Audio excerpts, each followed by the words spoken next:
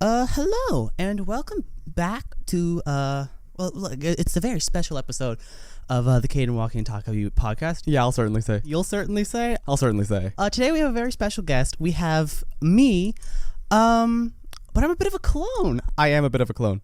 I'm a rapscallion, as some would say. Well, I guess I don't know if I'm the clone. Are you? Would you know if you're a clone? Do you have the memory of being cloned? I didn't think about that. I don't have the memory of being cloned, and I was not the one who cloned you.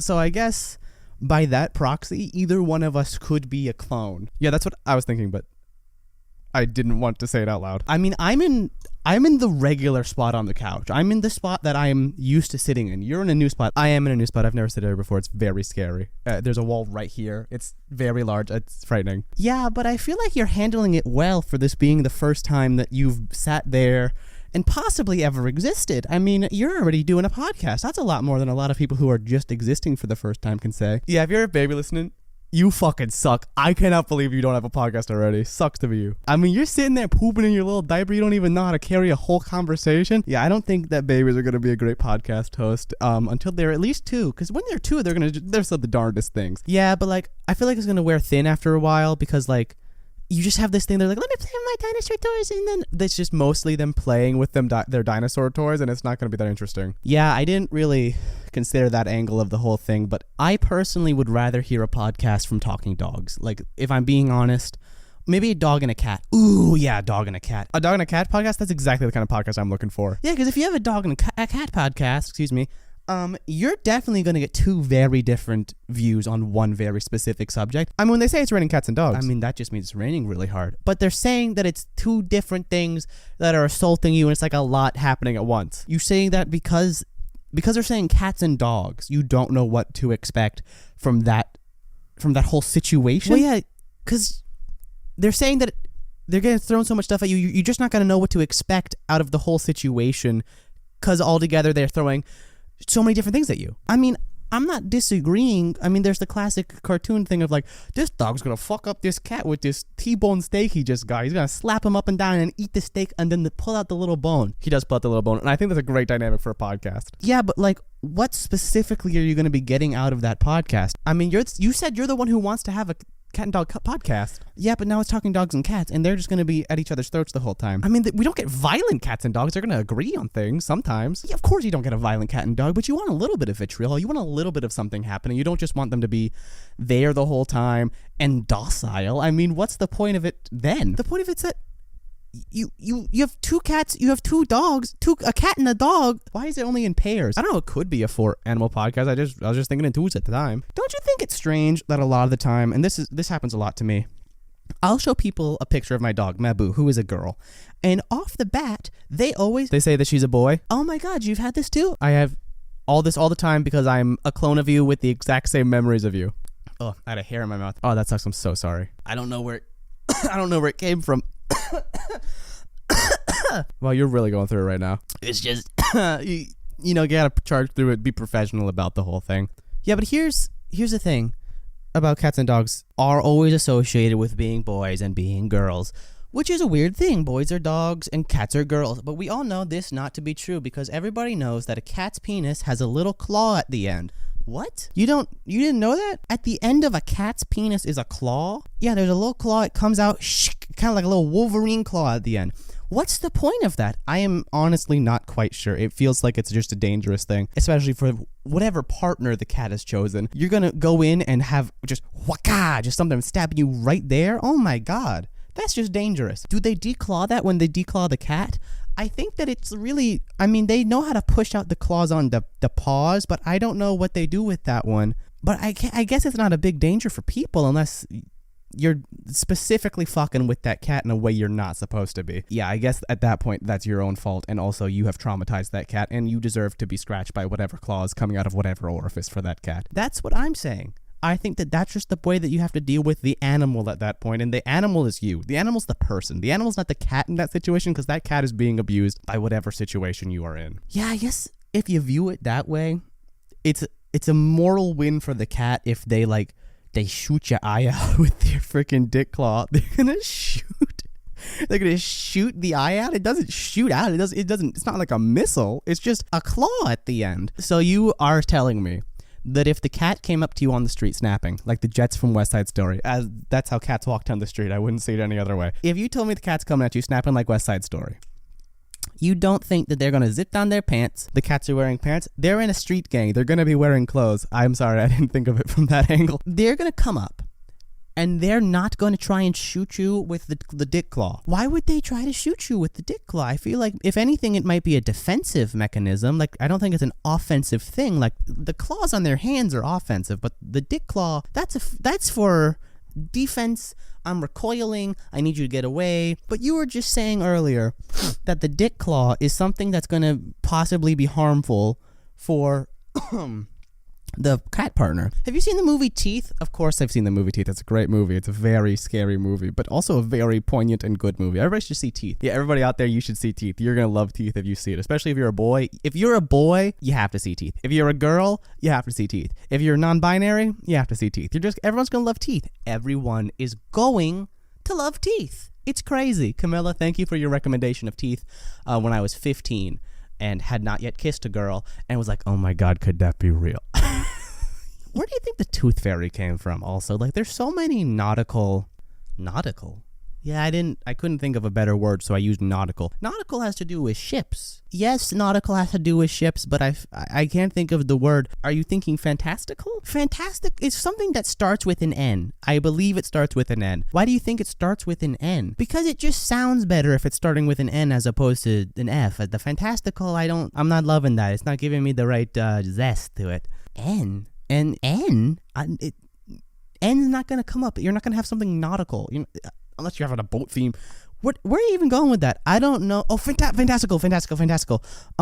So Santa Claus.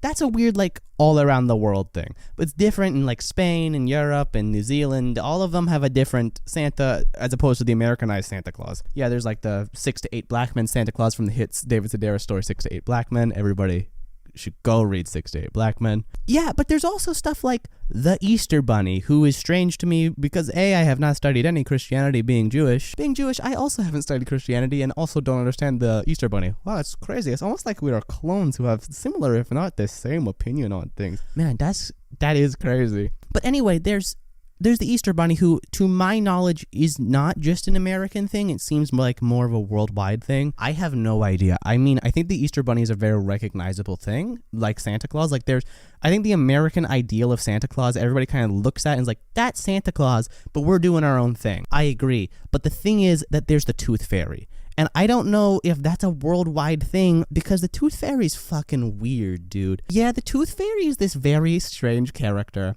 who comes into your room and gives you money for teeth. What is that character going to do with that the tooth? I feel like once the tooth has left your mouth, I think I know where you're going with this. Just throw it out.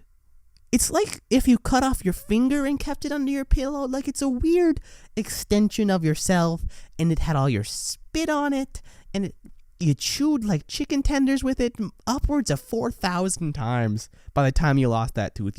As a little kid, you're plowing through chicken tenders. Yeah, you cannot stop with chicken tenders when you're a little kid.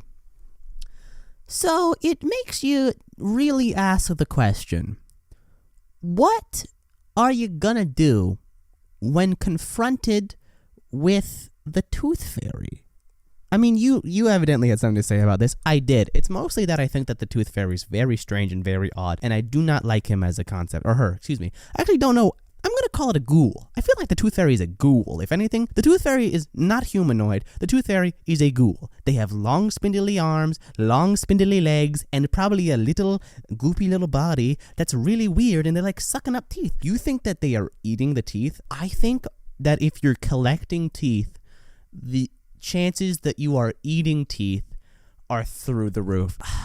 I never thought of it that way. Unless the Tooth Fairy is just disposed. Maybe the Tooth Fairy is more like a trash man. Dude, if someone sneaks into your room and is taking your teeth, that's a little bit above and beyond. That's like if the trash man came into your kitchen to take out your trash. Listen to me on this one.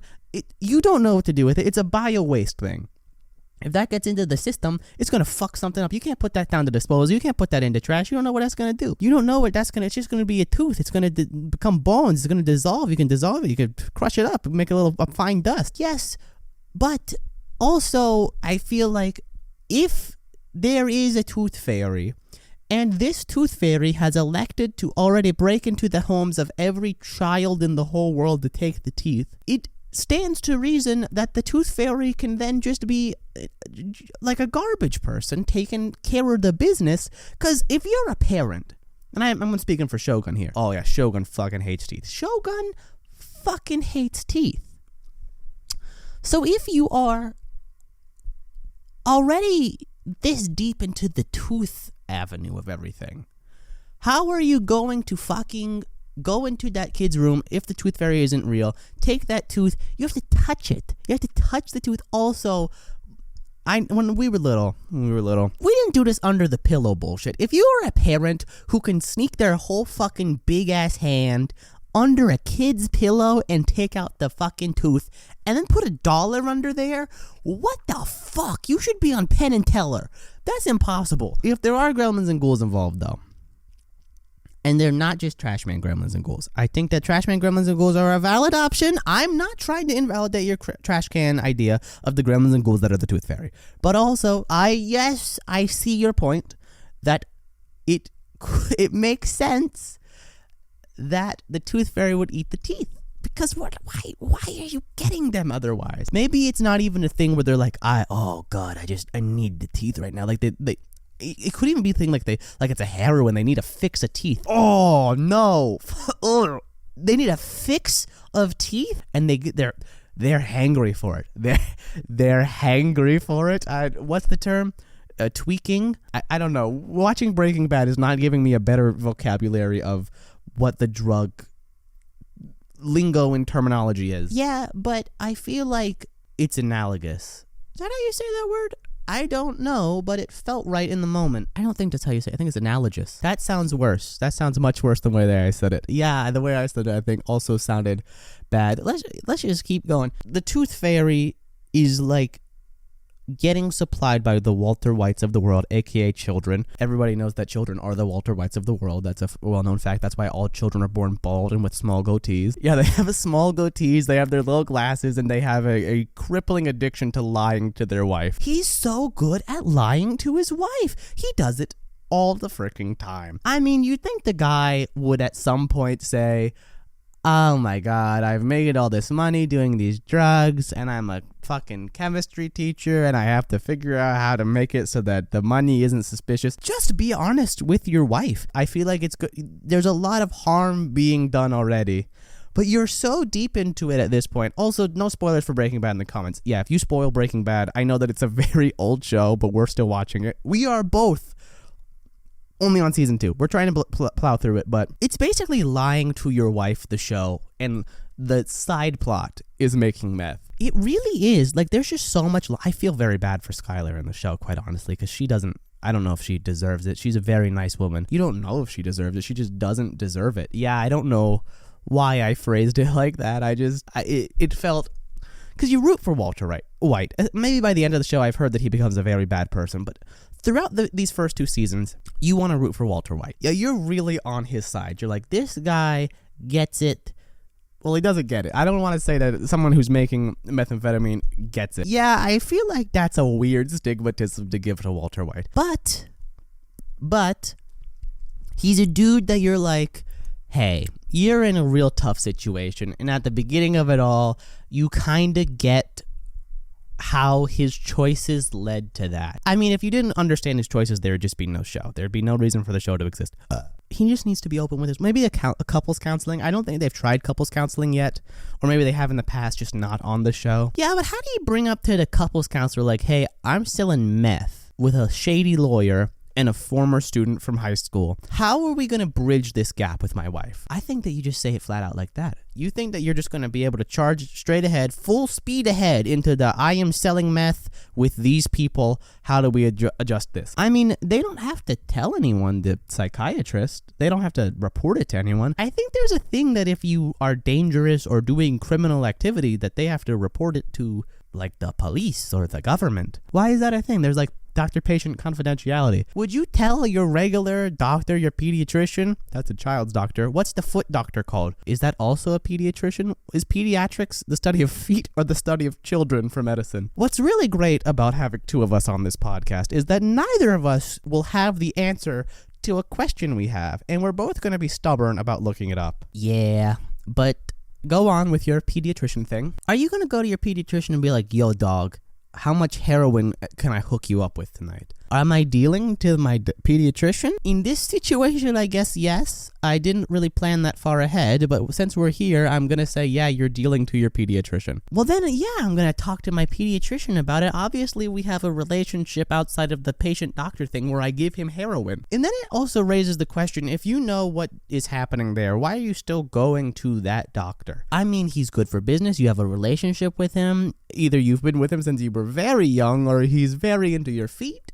And either way, that's an intimate relationship to have with anyone. Yeah, if you're showing off your feet, or if you're a kid and you grow up, because I mean, we had a doctor when we were little. Oh my God, we have a doctor when we were little. Now, when we were little, we were sick all the time. Boy, howdy, were we sick just all the time. There's one, like you just cycle through all these doctors. We cycled through about 1 million doctors, I would say 1,000,001, to the point where when we were little, we would go, no doctor, whenever we would see anything even remotely related to medical supplies. Yeah, that was very fun for so many people. I think it was great. It was a great character building moment. You think it was a great character building moment? I mean, for us, for other people, they were just like, this fucking kid better shut the fuck up or else I'm gonna drown him in the river. I don't think they would have drowned us in the river. You don't know what happened, guy. We were baby. We didn't even have the idea to form thoughts yet, except for no and doctor. Those were the two thoughts we ever had at that point in time. Yeah, I guess you're right. But also, okay, we liked that doctor. He was a great doctor. He did that thing where he had the popsicle stick and he would blow in it